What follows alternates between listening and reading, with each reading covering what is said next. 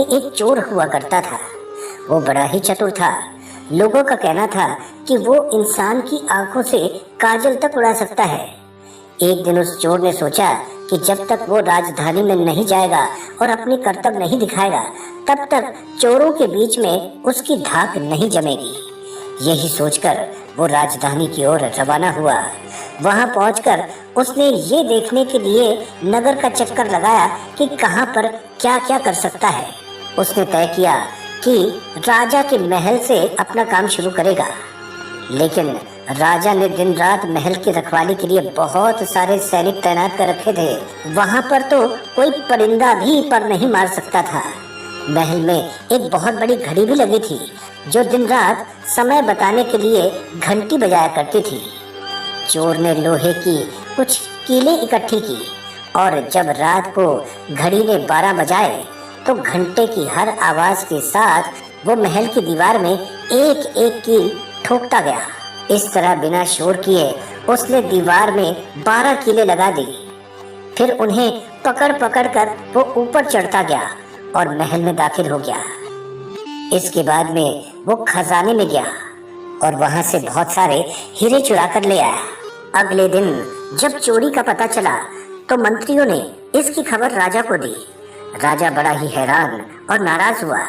उसने मंत्रियों को आज्ञा दी कि शहर की सड़कों पर गश्त करने के लिए सिपाहियों की संख्या दुगनी कर दी जाए और रात के समय अगर कोई भी घूमता हुआ पाया गया तो उसे चोर समझकर गिरफ्तार कर लिया जाए। जिस समय दरबार में ये ऐलान हो रहा था तो नागरिक के भेष में खुद चोर भी वहां पर मौजूद था। उसने सारी की सारी योजना समझ ली। उसे फौरन ये भी मालूम हो गया कि कौन से 26 सिपाही शहर में गश्त के लिए चुने गए हैं। वो सफाई से उन 26 सिपाहियों के घर गया और साधु का भेष बनाकर उनकी बीवियों से मिला। उनमें से हर एक बीवी इस बात के लिए उत्सुक थी कि उनका पति ही चोर को पकड़े और राजा से इनाम पाए। एक एक करके वो चोर उन सबके पास में गया और उन पत्नियों के हाथ देख देख कर ये कहा, आज आने वाली रात तुम लोगों के लिए बहुत शुभ है। तुम्हारे पति के पोशाक में चोर तुम्हारे घर पर आएगा, लेकिन देखो चोर को अपने घर के अंदर आने मत देना, नहीं तो वो तुम्हें दबोच लेगा। घर के सारे दरवाजे बंद कर देना। भले ही वो पति की आवाज में बोले और पुकार लगाए, लेकिन तुम उसकी बात मत सुनना। उसके ऊपर जलता हुआ कोयला फेंकना। इसका नतीजा ये होगा कि वो चोर पकड़ में आ जाएगा। सारी स्त्रियां रात को चोर के आगमन के लिए तैयार हो गई। अपने पतियों को उन्होंने इसकी जानकारी नहीं दी। इसी बीच पति अपने गश्त पर चले गए और सवेरे 4 बजे तक पहरा देते रहे। हालांकि अभी अंधेरा था, लेकिन उन्हें उस समय तक इधर उधर कोई दिखाई नहीं दिया, तो उन्होंने सोचा कि उस रात कोई चोर नहीं आएगा। यही सोचकर उन्होंने अपने घर जाने का फैसला किया।